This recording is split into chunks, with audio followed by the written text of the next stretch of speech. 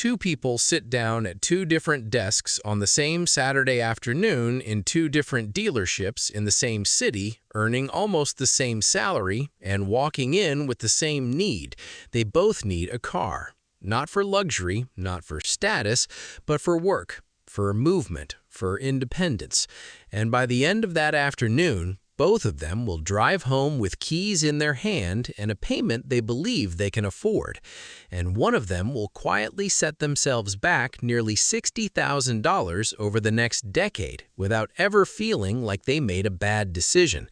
Because the difference was not in the car. It was not even in the income. It was in the number they focused on and the number they ignored. You are 24 years old. You take home $3,400 a month after taxes. You live in a mid-sized city, maybe somewhere like Columbus, Ohio, or Raleigh, North Carolina. Your rent is $1,050 with a roommate. Your utilities and groceries come out to around $600. Your phone, your subscriptions, your small expenses add another $250. And what's left, somewhere between $1,200 and $1,400, feels like freedom until a large decision enters your life. And today, that decision is a car. Path A.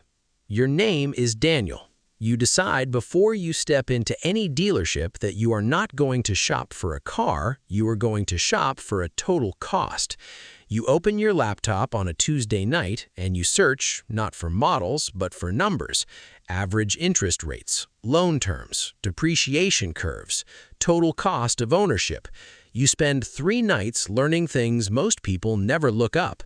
You discover that a $20,000 car at 6% over 48 months costs dramatically less than a $30,000 car at 9% over 72 months, even if the monthly payment feels smaller.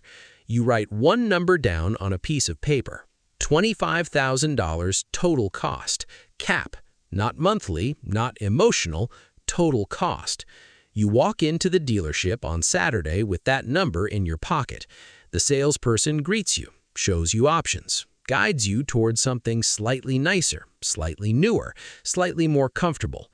But every time the conversation shifts toward monthly payment, you bring it back to total price. You land on a car priced at $21,800 after negotiation. You bring your own pre-approval from a credit union at 5.9% APR. The dealer offers 8.7%. You decline politely. You finance $21,800 over 48 months. Your monthly payment lands at $507, slightly above what you initially thought you wanted, but within your system, within your plan, and more importantly, within your control. You decline the extended warranty. You decline the dealer gap insurance.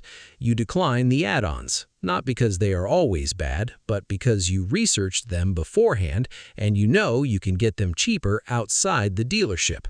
You sign the papers, you drive home. Your payment is $507. Path B. Your name is Kevin. You walk into the dealership on Saturday morning excited, not because of the math, but because of the moment. You've been thinking about this for weeks, scrolling listings, imagining the feeling of driving your own car, something newer, something nicer, something that feels like progress. The salesperson greets you warmly, asks what monthly payment you're comfortable with, and you say something that sounds reasonable, something safe, around $300, maybe a little more if it makes sense. And that sentence, that one sentence, becomes the frame for everything that follows. You are not negotiating price anymore, you are negotiating comfort. The salesperson shows you a car priced at $29,400. It feels good, it looks good, it smells like something new, and you are not thinking about $29,400. You are thinking about $300 a month. The finance manager sits you down, runs your credit. It comes back at $702. The bank approves you at 7.2%, but you never see that number. You are shown 10.6% packaged inside a monthly payment stretched over 72 months.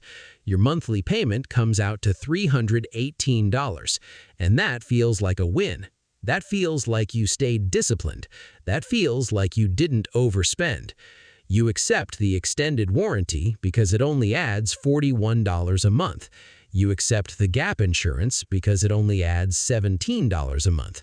Everything is framed in small monthly increments. Nothing feels heavy, nothing feels dangerous. You sign your loan, $31,900 total financed over 72 months. At 10.6%, your monthly payment, $376. But in your mind, it is still around $300 because that is how it was presented. You drive home. Year 1. Both of you are making payments. Daniel pays $507 a month, Kevin pays $376 a month, and Kevin feels smarter every month. Kevin has an extra $131 compared to Daniel. That is the visible difference. The invisible difference is happening underneath. Daniel's loan balance after 12 months is around $17,200. His car's value is $18,900. He is equity. He owns something real. Kevin's loan balance after 12 months is $29,400. His car's value is $23,800. He is underwater by $5,600. He does not feel this. He does not see this. He makes his payment and life continues. Daniel looks at the difference between what he could have spent and what he actually spends, and he redirects $200 a month into a low-cost index fund, not because he is trying to be aggressive, but because he understands the gap matters. Kevin uses his extra $131 for small upgrades, better food, occasional trips, a slightly better lifestyle. Nothing extreme, nothing irresponsible, just small decisions that feel earned. Year 3. Daniel's loan has 12 months left. Kevin's loan has 48 months left. Daniel's investment account has grown to around $84,000. Kevin has no investments tied to this decision, but he has enjoyed more comfort along the way, which feels like a fair trade, until the first unexpected expense hits. Daniel's emergency fund absorbs a $900 repair. Kevin puts the same repair on a credit card at 22% APR and pays it off slowly over the next 14 months, costing him $1,140 total. Year 4. Daniel makes his final car payment. The $507 disappears, but not really, because he already planned for this moment. He redirects the full $507 into his investment account automatically. He does not upgrade his life, he upgrades his system.